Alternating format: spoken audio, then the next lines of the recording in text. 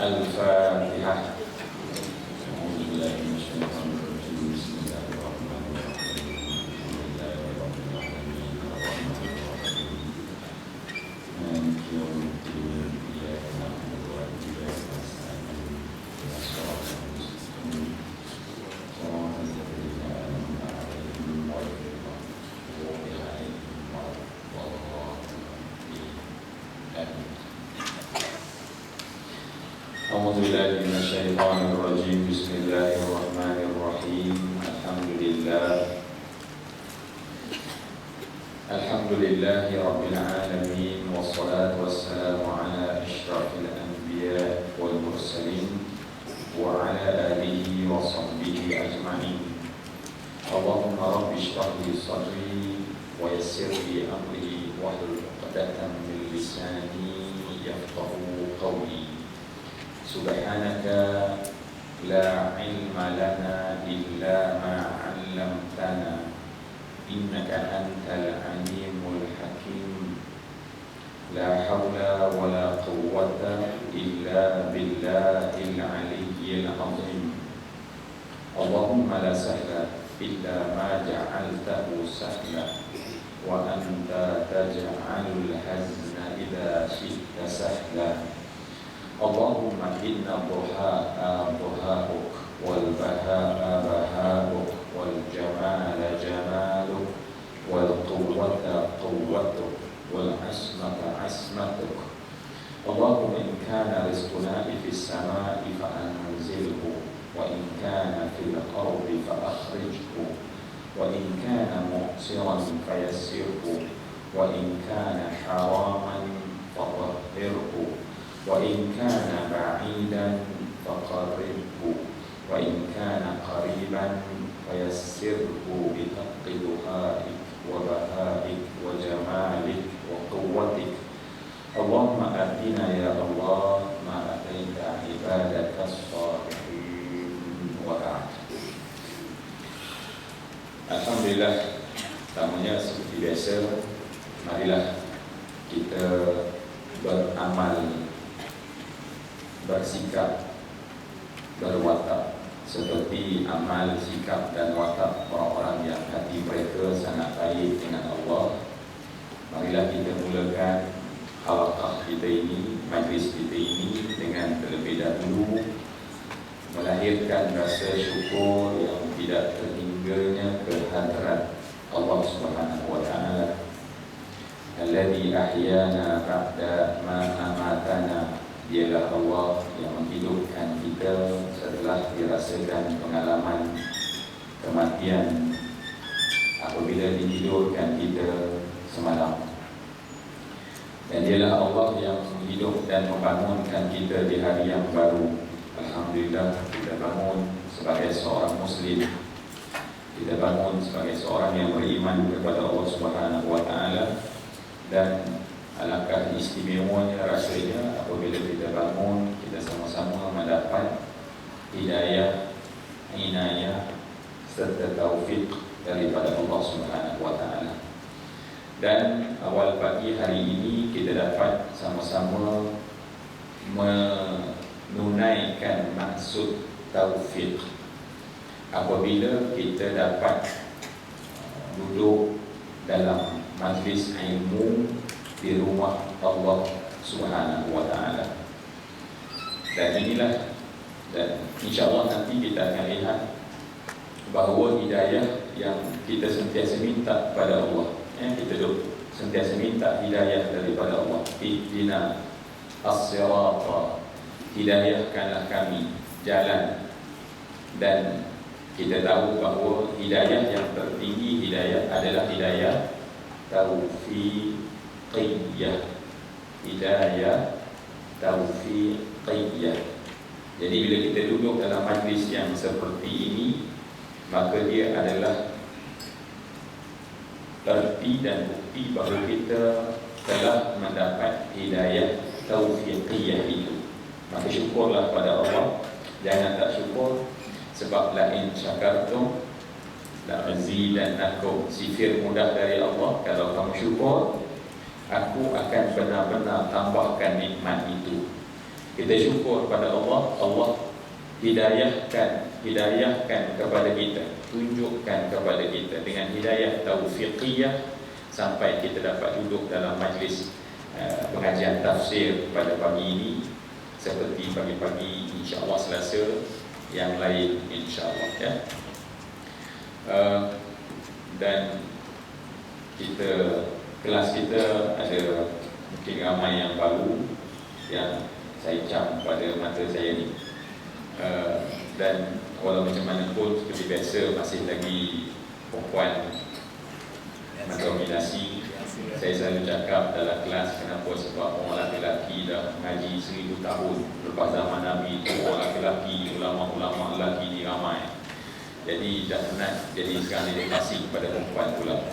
Jadi sebab tu mungkin lepas 1000 tahun nanti barulah berubah, sebab perempuan dah penat, dia pasing balik pada lelaki-lelaki. Jadi sebab itulah kelihatan kalau mana-mana pengajian mungkinlah muslimah lebih ramai. Sebab orang lelaki dah penat. Orang ni orang lelaki mengaji juga zaman sahabat, zaman tabi'in, salafus soleh dulu memang dia orang je yang ramai. Orang lelaki balik baru dia mengajar kat rumah dia, dia bagi pengajian. Sebab tu kalau kita tengok senarai ulama, ada sebuah kitab menyenaraikan nama ulama wanita 7,000 dalam senarai dia buat. Tapi dah lama tu kitab tu ditulis. Masa tu maknanya lelaki tak nak senarai sebab terlalu banyak dah. Puluhan ribu, ratusan ribu ulama di kalangan lelaki. Tapi sekarang ni insya-Allah mungkin dia orang akan mula banyak lah. Ya, sebab dia orang yang masuk kelas kan. Jadi baik, semua yang saya kasih sekalian, jadi nampaknya mungkin muslimah ramai sikit, lelaki ramai banyak. Jadi kalau dapat lelaki, saya macam kelas kita, saya kalau boleh saya minta tampil ke depan. Kita buat lingkungan ni supaya dia jadi satu halaqah. Mungkin dalam pengajian yang sudah saya dah sebutkan bahawa datang betul, buat betul, betul. Baik, antara betul-betul dalam kelas adalah memang kita kena rapat ke hadapan. Dan bukan kerana apa-apa, kerana nak melaksanakan satu yang Nabi suka. Saya selalu andaikan laut, kan dulu ada selalu orang nyanyi lagu Laukan Bainanal Habib. Andailah Nabi itu bersama, dan tengok dari pintu sana, tengok kita dalam pengajian ni, Nabi tentu akan gembira dan senyum. Bila bukan sekadar kita mengorbankan masa kita, tetapi Nabi faham bahawa kita nak buat seperti yang para sahabat buat, dan sahabat buat apa yang Nabi anjur dan ajar pada mereka. Baik, alhamdulillah semua yang saya kasih sekalian, kita dalam pengajian tafsir ya. InsyaAllah pada saya ni ada contoh kitab tafsir, sebab kitab ni kena ditempah. Sebab saya cuba untuk jumlah yang banyak, Ustaz Khairul Anwar InsyaAllah yang akan uruskan, minta bagi nama pada beliau.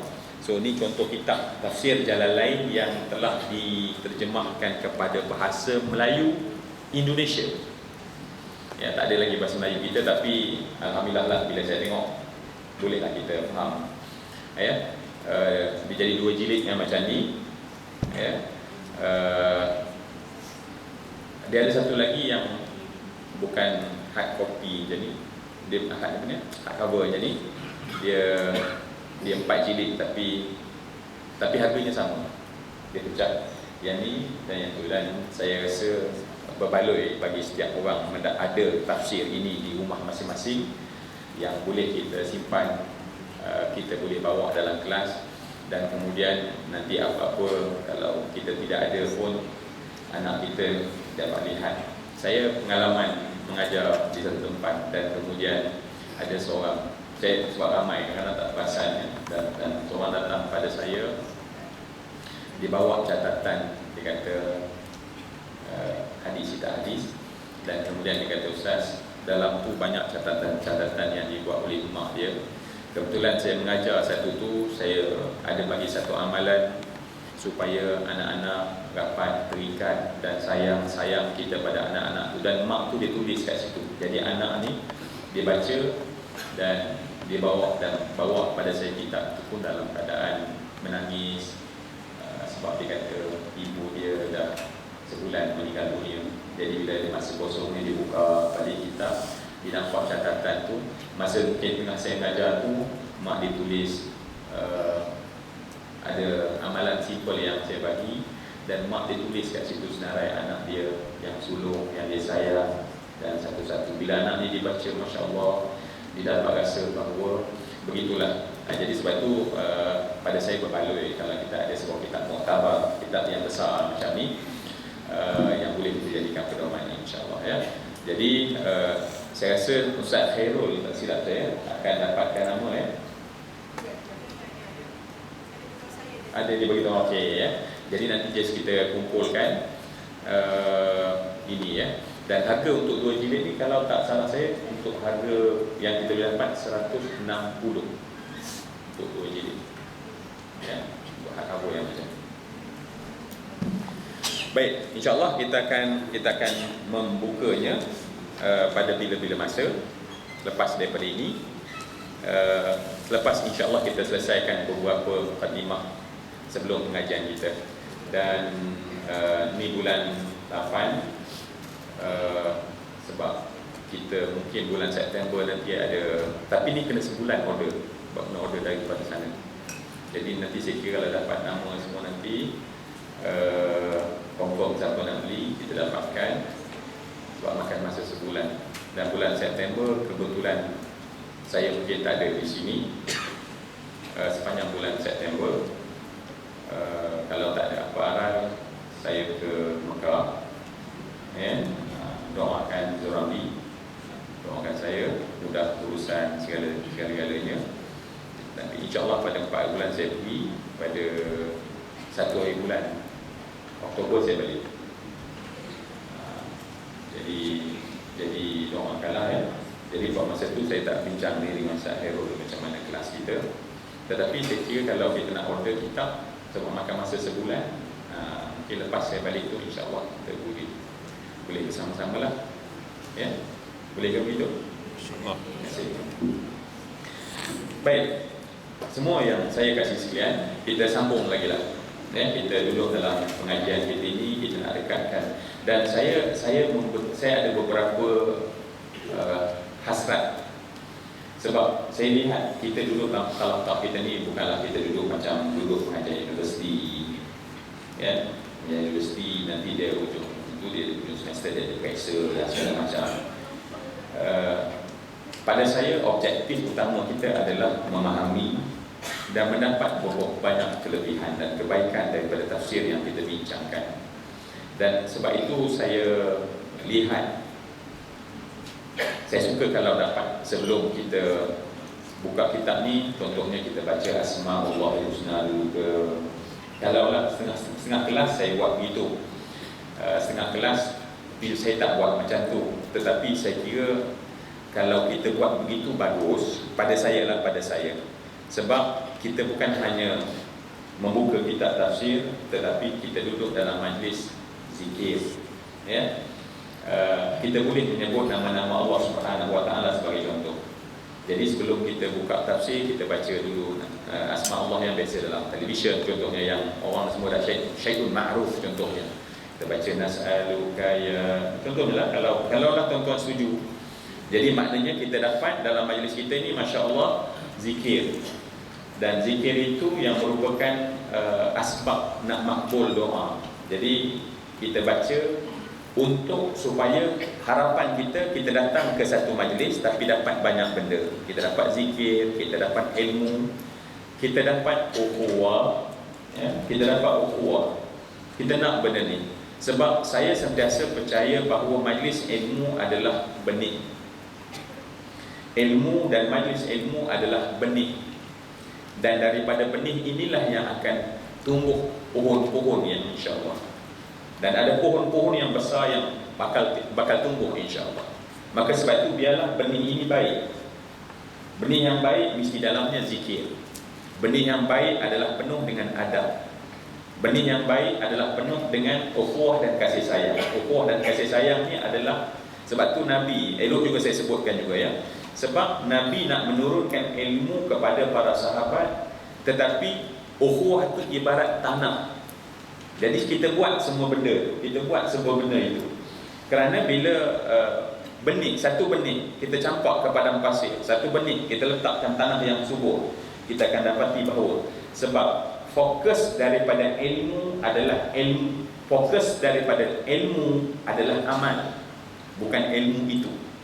Hari ini banyak bila kita masuk ke universiti, kadang-kadang kita pergi kepada orientasi ilmu semata-mata. Tetapi ingat, ilmu itu adalah nilainya adalah pada amal. Dan bila kita sampai menukar ilmu kepada amal, pada ketika itu barulah karamah atau kemuliaan ilmu itu kita dapat. Bukan kemuliaan ilmu itu ada pada qil dan qal, bukan pada hujah yang mantap. Ya, hujah mantap kita perlukan, tetapi bukan hanya di situ. Kadang-kadang kita terconfuse. Maka sebab itulah ulama dahulu mereka memegang title yang hari ini tak berlaku lagi lah. Bila ulama, orang kata apa dia? Ulamaul amili. Itulah gelar untuk ulama-ulama dahulu. Sebab mereka berjaya menukar ilmu kepada amal. Maka sebab tu nak menukar ilmu kepada amal, pada proses ilmu itu mestilah betul-betul kita jaga dan pelihara dengan sebaik-baik yang mungkin. Sebab tu saya suka tadi kalau boleh adanya zikir, adanya doa, adanya adab-adab yang saya jaga dan kita jaga. Saya menjaga dan kita menjaga adab-adab terhadap ilmu. Abu Lais As-Samarkandi menyatakan, janganlah kalian duduk di hadapan orang yang ada ilmu, orang yang berpengetahuan. La tajlisu 'inda kulli 'alimin illa alladhi yad'ukum minal khams ila al-khams, sebagai contoh. Ini adab yang saya kena jaga, kita kena jaga. Jangan kamu duduk di hadapan atau bersama dengan orang yang berpengetahuan, melainkan mereka itu bawa kamu daripada 5 kepada 5. Saya sentiasa ingat, orang selalu sebut kadang-kadang ceramah kat mana-mana, Zuramli sebagai seorang penceramah bebas. Penceramah tak pernah bebas. Untuk informasi semua, penceramah tak pernah bebas. Sebab penceramah tak boleh mengajar apa yang dia tak. Dia kena ajar apa yang Nabi suruh. Tak boleh sama sekali apa yang kita nak. Yang kita nak kena simpan. Apa yang Nabi suruh. Sebab tu Nabi kata la tajlisu, jangan kamu duduk, kata Nabi. Maknanya kalau kamu dapati ada, kamu tak boleh duduk di situ. Maka sebab tu Masya Allah saya kena jaga adab itu. Yang pertama dia kata apa? Yang pertama dikatakan bahawa janganlah kamu duduk, melainkan yang menukar daripada syak kepada yakin. Daripada syak satu benda kepada yakin. Daripada tak jelas kepada jelas. Duduk. Yang kedua daripada, saya cuba ingat yang kedua daripada riya kepada ikhlas. Daripada perasaan-perasaan beramal untuk ada rasa riya, rasa bukan buat kerana Allah, kerana benda-benda lain, duduk kepada ikhlas. Ini elok kita persiapkan diri kita semua.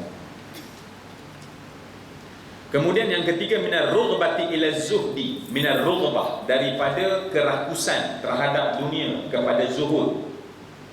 Kerakusan terhadap dunia dan kepada zuhud. Duduklah. Tapi kalau orang mengajak kamu kepada kerakusan, jangan duduk. Kerakusan kepada zuhud. Apa makna zuhud? Cukup. Zuhud maknanya adalah kena tarik juga takut. Kerana banyak salah orang, banyak salah definisi. Apa itu zuhud? Zuhud adalah hati yang langsung tak terpaut pada dunia, walaupun di tangannya ada dunia. Kena buat note tu. Sebab setengah orang beranggapan bahawa zuhud adalah membuang dunia. Nabi ajar tak, kita boleh menguruskan dunia. Sebab kalau dunia tak diuruskan, siapa yang bakal urus? Orang kafir urus. Orang kafir tak boleh buat baik macam kita baik. Maka sebab tu Masya Allah kena ada zuhud. Zuhud adalah hati tak terpaut dengan dunia yang diurus. Uruslah dunia sebanyak mungkin. Kena urus dunia sebanyak mungkin. Tetapi ingat, jangan kita terpaut dengan dunia. Sebab bila orang beriman dia terpaut dengan dunia, takut-takut dia lebih jahat daripada orang kafir. Tapi bila kita pergi belajar sekarang ni kan, master ke apa ke, business ke, Ya, yang pentingnya dapat untung. Untung tu maknanya kerakusan pada dunia lah. Macam mana? Supaya dapat untung dia, kan? Untung ilmu Yalah, agama nega. ke ilmu apa? Ilmu yang dekat kelas. Ya. Dekat kelas lain. Okey. Kita komplimen. Jangan kita jangan kita buang. Untung bagus. Untung kita perlukan. Saya juga panel untuk usahawan PNB. Saya minta dia buat untung. Jangan ada tak buat untung. Sebab bila kita tidak boleh buat untung, orang Islam tak akan ada kekuatan. Tetapi keuntungan itu hati tak terpaut pun. Bila tak terpaut, cirinya mudah sedekah, mudah zakat. Tetapi bila terpaut, nak sedekah, Masya Allah, menggigil. Itu cirinya, ya. So kalau untung, kita ambil positif. Okey, untung, you belajar sana untuk dapat untung. Yes, silakan. Tetapi masuk dalam Islam, Islam menyuruh bahawa jangan terpaut dengan untung yang kamu dapat. Jangan at the first stage tak nak untung. Tak nak untung, habis orang Islam. Ini yang berlaku pada hari ini, ya. Orang Islam tak nak untung. Bila tak nak untung pada orang Islam, apa dia? Habis kita akhirnya. Dalam pepatah Arab bagi tahu, kullu saqit laqit. Kullu saqit laqit. Apa maksud dia? Apa terjemahan dia? Kullu saqit laqit. Semua sakit lutut? Salah. Semua benda yang tercicir akan ada orang kutip. Semua benda tercicir ada orang kutip. Tak percaya siapa bagi handphone saya tengok, pinjam handphone. Cicirkan kat depan sana. Datang minggu depan, alhamdulillah ada lagi rupanya. Berlaku ke? Jangan harap. Sebab pepatah kata kullu saqit laqit. Semua yang sakit, tercicir, akan ada laqit, akan ada orang kutip. Masalahnya adalah bila umat Islam semua mencicirkan keuntungan duniawi. Siapa yang kutip? Orang kafir. Dan bila orang kafir kutip, dia tak boleh buat baik kepada kita. Kita yang merayu, tolonglah jangan letak sausage babi. Janganlah rayu pada dia, kita kena buat sausage. Kan? Kita duk rayu dia, please jaga kami ni nak khusyuk dalam solat, kami kena makan yang halal, tolong. Dia takkan tolong. Maka kita kena tolong diri sendiri. Okey, nanti kita bincang banyak lagi lah. Tapi ini mukadimah dalam kelas yang biasa saya sebut. Supaya apa dia? Supaya saya jaga adab, kita jaga adab. Saya lebih berat untuk menjaga adab, supaya jangan terkeluar daripada 5. Yang ni ke berapa tadi? Yang ketiga, Apa yang ketiga tadi? kerakusan terhadap dunia. Rakusan kepada sehingga tidak terpaut kepada dunia. Please ingat, tidak terpaut, bukan tak nak. Kita boleh, tetapi harta di tangan, ya. Abdurrahman bin Auf ketika meninggal, hartanya sebanyak 3.2 bilion dinar. Dia salah seorang yang dijamin syurga. Tapi jarang diceritakan kepada kita, sebab orang kita diceritakan supaya tinggallah dunia, buanglah dunia. Takut-takut ada cara musuh yang menyebabkan akhirnya umat Islam tak nak lagi, tak gairah lagi untuk mengurus dunia. Mereka ambil, dan bila mereka sapu semua kekayaan, akhirnya Masya Allah yang susah adalah kita akhirnya. Okey. Yang keempat, kita cuba ingat, ya. Yang pertama syak kepada yakin, yang kedua riak kepada ikhlas, yang ketiga adalah zuhud kepada rakus kepada zuhud. Yang keempat adalah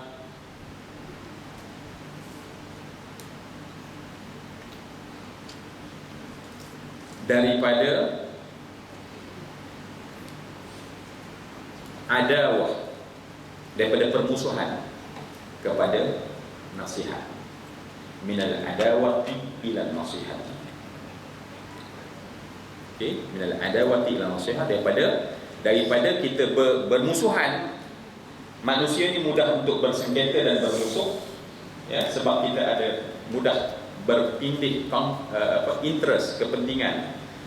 Bila bertindih saja konflik pada kepentingan itu, maka kita akan berkrisis, maka kita akan ada masalah. So bagaimana penyelesaian dalam Islam? Maka penyelesaiannya adalah nasihat. Jadi daripada adawah, daripada rasa nak bermusuh-musuh, kepada buat jalan penyelesaian melalui nasihat. Maka duduk dalam majlis itu, kata Nabi SAW. Yang kelima, nantilah balik Mekah saya cerita, sebab tak teringat. Okay. Alhamdulillah, baiknya lah, ya Allah, ya. Sebab yang kelima tak apalah. Okey. Okay. Okey. Jadi ingatkan saya bila-bila masa, insya-Allah yang kelima tu dia datang nanti. Tetapi itu adab-adab sebagai contoh yang kita kena jaga dalam majlis kita supaya kita mendapat kerahmatan dan kebaikan. Baik. kita mendefinisikan Al-Quran yang kita nak tafsirkan ini masih lagi dalam definisi sebenarnya. Ingat balik bagi mereka yang bersama dengan saya pada 2-3 minggu yang sudah, Al-Quran itu adalah yang pertama sekali wahyu ataupun kalamullah. Yang kedua adalah mu'jizat. Apa makna mu'jizat? Yang melemahkan, yang melemahkan siapa yang nak menyanggahi atau lawan kepada dia. Maka kita kena sedar bahawa Al-Quran adalah mukjizat. Apa yang kita nak bincang, tafsir ini adalah tafsir mukjizat yang merupakan Masya Allah, yang kalau pada Nabi-Nabi yang lain Allah beri dalam bentuk hissi. Hissi ini maknanya fizikal, dapat tongkat, dapat itu ini, yang ada hanya di tangan Nabi. Tetapi ada pun Al-Quran Nabi salinkan ke dada kita, Nabi berikan kepada mushaf yang kita sama-sama boleh pegang. Jadi sebab tu kita dalam kita nak menafsirkan ini kena rasakan bahawa andai aku dapat memahami Al-Quran ini, aku telah punya mukjizat tersebut. Aku telah punya benda yang mengalahkan benda yang nak lawan. Ya. Baik. Kemudian lagi, diturunkan pada lidah Nabi. Diturunkan kepada lidah Nabi. Maka sebab itu kalau kita buka dalam Al-Quran, maka Iqra, terjemahannya adalah bacalah wahai Nabi, wahai Muhammad. Ya, sebab diturunkan ke atas lidah Nabi Muhammad sallallahu alaihi wasallam. Caranya adalah atas lidah Nabi Muhammad sallallahu alaihi wasallam, lagi diturunkan melalui Jibril. Ya, dengan perantaraan malaikat Jibril alaihi salam. Apa lagi takrif yang kita nak bagi berikutnya? Takrif yang berikutnya adalah al-manqulu ilaina bit-tawatur. Al-manqulu ilaina bit-tawatur.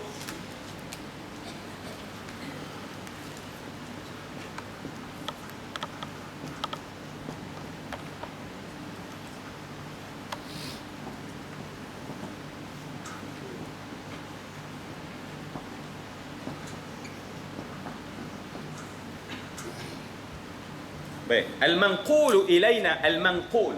Mana manqul? Naqal. Naqal. Dinakalkan daripada kitab sekian. Mana naqala? Naqala bermaksud berpindah. Berpindah sampai kepada kita. Maknanya Al-Quranul Karim itu berpindah. Tentulah pindah tu bermaksud daripada satu generasi ke satu generasi, satu generasi ke satu generasi. Contohnya Rasulullah bila turun generasi yang pertama, namanya adalah generasi sahabah. Ramai tak? Ramai. Sebab nak jadi sahabat mudah sangat. Macam mana nak jadi seorang sahabat? Rasulullah. Jumpa man laqiyan Nabi sallallahu alaihi wasallam walau sa'atan wa huwa mu'min wa huwa mata ala dhalika. Dia dalam keadaan beriman, dia jumpa dengan Nabi, maka pada ketika itu dia beriman, dia mati dalam beriman, dia dah jadi kategori sahabat. Maknanya kalaulah contoh ya, zaman Nabi, katalah Nabi mengajar macam ni, siapa sahabat? Semua orang yang ada ni dianggap sebagai sahabat. Ya? Dan kemudian itu satu generasi ataupun satu kelompok. Lepas kelompok sahabat ialah kelompok tabi'in. Apa itu tabi'in? Orang yang jumpa sahabat, orang yang berjumpa dengan sahabat. Sama juga takrifnya, dia beriman, dia mati dalam keadaan beriman. Jadi sama ada sahabat itu, sama ada sahabat, sama ada orang yang duduk di zaman Nabi hidup tetapi tak pernah jumpa Nabi, tetapi jumpa sahabat, maka orang itu tak dianggap sahabat. Walaupun duduk sezaman dengan Nabi, satu zaman dengan Nabi, tetapi tak pernah jumpa Nabi, tetapi dia sempat jumpa sahabat, maka dia juga nama tabi'in. Ya, antara yang popular terkenal adalah seorang tabi'in yang duduk di zaman Nabi. Siapa namanya? Uwais Al-Qarani. Uwaisul Qarani ialah orang yang duduk sezaman dengan Nabi tetapi tak nama sahabat Nabi sebab tak berkesempatan jumpa Nabi. Pun begitu, nak bagi supaya motivasi pada kita yang tak berkesempatan jumpa Nabi, jangan buat alasan, oh sebab tak jumpa Nabi lah kami tak berapa okey. Sahabat jumpa Nabi patut dia okey. Tak alasan. Ya, sebab belum tentu kalau jumpa Nabi okey. Mungkin jumpa Nabi macam Abu Jahal jumpa juga Nabi. Waliyazbillah. Waliyazbillah kan. Jumpa juga Nabi, tetapi masya-Allah jadi Abu Jahal, jadi Abu Lahab, jadi Umayyah bin Khalaf, jadi Abdullah bin Ubay bin Salul. Ya, kalau Abu Jahal, Abu Lahab tu memang dah tak jumpa Nabi, yang memang tak bersama dengan Nabi. Abdullah bin Ubay bin Salul, masya-Allah, saya selalu ceritakan kisah ini. Sebab bila saya masuk dalam majlis yang macam ni, saya sentiasa takut. Kenapa takut? Sebab Nabi menggaranti, kata Nabi, orang yang masuk saja dalam majlis ini, Allah akan campak dalamnya ketenangan, Allah turunkan padanya rahmat, Allah hantarkan padanya malaikat. Tetapi takut kita take for granted, oh bila aku masuk confirm ketenangan aku dapat, bila aku masuk confirm rahmat aku dapat, bila aku masuk confirm malaikat akan duduk sebelah aku. Jawapannya tak confirm. Itu yang takut. Sebab tu kita kena minta, kita kena pohon, kita kena rayu, kita kena betul-betul minta pada Allah Subhanahu Wa Taala. Apa sandaran saya? Sandaran saya adalah kepada kisah Abdullah bin Ubay bin Salul Al-Khazraji. Abdullah bin Ubay bin Salul Al-Khazraji, di mana dia sembahyang? Belakang Nabi, di masjid Nabi. Nabi tangkat takbir, dia takbir. Nabi qiyam, dia qiyam. Nabi rukuk, dia rukuk. Nabi sujud, dia sujud. Tetapi orang yang di belakang dia nampak, bila dia angkat takbir, Allahu Akbar, suaranya didengar oleh sahabat-sahabat yang lain. Tetapi angkat takbir Allahu Akbar, orang nampak daripada arah belakang, tergantung berhala kecil di bawah dua ketiak dia. Maknanya dia tetap kafir pada Allah walaupun belakang Nabi. Dia tetap kufur pada Allah, dia tetap kafir pada Allah walaupun duduk di tengah pusat rahmat. Jadi sebab tu saya takut, ya Allah, janganlah ketika Allah turunkan rahmat saya tak nampak. Ketika Allah campak tenang, sakinah dalam hati setiap orang daripada kita tak dapat. Sebab dapat dan tak dapat itu pada kita yang buka pintu hati. Kita yang kena buka, kita kena pohon, kita kena buka. Ya Allah, bagilah ya Allah, berilah kepadaku ya Allah, berilah kepadaku ya Allah. Baik.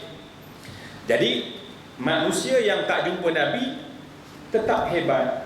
Ya, ada hadis yang lain Nabi memuji berulang-ulang kali pada mereka lah, orang yang tak tengok aku, kata Nabi, tetapi beriman. Dan sebab tu kalau Uwais Al-Qarani ni, ramai dah saya sebut tadi, mengulang perkataan itu menunjukkan kita faham tentang dia dan tahu tentang dia. Orang yang Rasulullah berwasiat kepada Sayyidina Umar dan Sayyidina Ali, kalau kamu jumpa dengan Uwais, kamu minta dia mendoakan kamu. Sedangkan Sayyidina Umar, Sayyidina Ali adalah dijamin syurga. Dah kena jamin syurga, minta orang lain doakan dia. Nabi pesan, sehingga Masya Allah setiap musim haji Sayyidina Umar tidak, apa yang Sayyidina Umar buat, tengok daripada jurusan Yaman, manakah orang yang namanya Uwais Al-Qarani, dan tanya pada orang sebab dia tidak gelamaor. Apa? Oh sorry, salah, Masya Allah ya. Kadang-kadang terbuat baca bahasa baku, salah juga, Masya Allah ya. Kadang-kadang minum coca-cola 7 ups ni, kadang-kadang tersilap macam tu. Kenapa? Kerana dia adalah seorang dibagh. Dibagh ni adalah seorang yang kerjanya adalah tukang menyamak kulit. Itu saja, tetapi Nabi pesan kalau orang ni ada, orang ni cirinya, bila dia berdoa, malaikat, tidak ada malaikat yang tidak mengaminkan doa.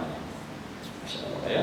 Jadi sebab itu tak jumpa Nabi, tetapi masya-Allah tetap hebat, sehingga para sahabat kena mohon, minta, Nabi minta supaya mereka Uwais mendoakan mereka. Baik. Jadi kita nampaklah generasi-generasi, daripada generasi tabi'in, sampailah golongan salafus soleh. Salafus soleh adalah orang yang baik dalam tempoh 300 tahun sekitar Nabi. Itu disebut sebagai golongan salaf as-soleh. Golongan salaf as-soleh, golongan salaf, golongan orang-orang yang 300 tahun. Kemudian datang golongan khalaf yang baik-baik belaka, golongan khalafus soleh. Ya, para ulama yang kemudian datang. Baik, generasi-generasi itu, maka Al-Quran ini sampai secara al-manqul, maknanya turun turun daripada satu generasi sahabat tabi'in, salafus soleh, khalafus soleh, sampailah kepada kita pada hari ini sehingga kita boleh memegang Al-Quran. Maka proses itu disebut sebagai al-manqul. The proses itu adalah al-manqul. Sebab macam mana kita nak dapat daripada Nabi? Mesti dapat daripada generasi sebelum kita. Generasi sebelum kita dapat. Dan ini punya kaedah adalah against bagaimana Bible itu turun kepada generasi ke generasi. Elok je sikit kita buat perbandingan, ya. Sebab kadang-kadang kita tak perasan apa beza di antara Al-Quran itu bila kita takrifkan sebagai al-manqulu ilaina bitawatur. Adakah Bible manqul ilaina bitawatur? Adakah Bible itu turun daripada satu generasi secara tawatur? Proses of manqul, proses of dia punya apa? Diperturunkan, diwariskan dia punya Bible adakah sama? Ya. Dan sebab itulah sebelum ni pun kita sebut kan, hari ni kalau kita baca Al-Quran, kita tengok Quran terjemahan, maka kita mesti jumpa dia punya Arab dia. Bahasa Arabnya kita jumpa, ya. Bila kita jumpa Quran terjemahan dalam bahasa India, bahasa Cina, dalam bahasa Inggeris, dalam bahasa Afrika, bahasa apa pun kita akan jumpa dia punya Al-Quran. Tetapi kalau Bible, ya, bila terjemah kepada bahasa Melayu, diterjemahkan kepada bahasa Inggeris, hanya ada bahasa Inggeris. Bahasa Inggeris ambil daripada bahasa apa pun tak tahu. Ya. Bahasa tentu yang Inggeris, Jesus tak cakap in English. Bahasa dia dulu. So bahasa dia dulu tu tak ada sampai kepada hari ni, tak mangkul. Tidak berubah-ubah, bertukar-tukar. So dia pergi kepada Aramaik, dia pergi pada Jews, dia pergi kepada Greek, dia pergi pada Latin, dia pergi pada Inggeris. Nampak berapa banyak itu yang tidak ada satu disiplin memeliharanya, ya. Dan sebab itulah dikatakan bahawa Bible yang ada pada hari ini adalah sesuatu benda yang ditulis lepas 300 tahun. Lepas 300 tahun baru dia orang itu menulis Bible yang ada pada hari ini, setelah menolak mana-mana yang dia orang melalui perdebatan. Antara perdebatan yang paling besar adalah apabila satu kelompok kecil daripada golongan Kristian itu beranggapan bahawa Tuhan itu terbagi pada 3. Adanya konsep Trinity. Golongan minoriti daripada golongan orang-orang Kristian itu, majority mengatakan bahawa tidak ada konsep Trinity. Ada Tuhan yang esa, yang tidak boleh menyamai mana-mana makhluk. Tetapi kemudian golongan minority ini disokong oleh pemerintah, ya, yang perlukan kepada ketika itu sokongan daripada pihak padri, dan akhirnya mereka mendominasi. Boleh baca sejarah ini, bukan kita yang kata, sejarah ini dikupas. Saya tengok dalam pembahasan itu dalam History Channel pun ada dibahaskan dengan begitu mendalam bagaimana betapa golongan minoriti dengan kuasa tadi membunuh golongan majoriti yang beranggapan bahawa Tuhan itu tetap esa. Maka akhirnya sampai pada hari ini mereka mendominasi. Sebab itulah bila kita baca Quran, itu adalah untuk kelompok itu. Sebab kelompok minoriti ini diberi nama sesat bukan oleh kita, oleh kelompok majoriti di kalangan mereka sendiri. Bukan kita yang saja golongan ni golongan orang sesat lah. Kita pula konon-konon dakwa mereka sesat. Tak. Kelompok majoriti pada ketika itu telah memberi nama bahawa mereka ini golongan sesat. Tetapi golongan sesat yang telah mendapat kuasa, rule semua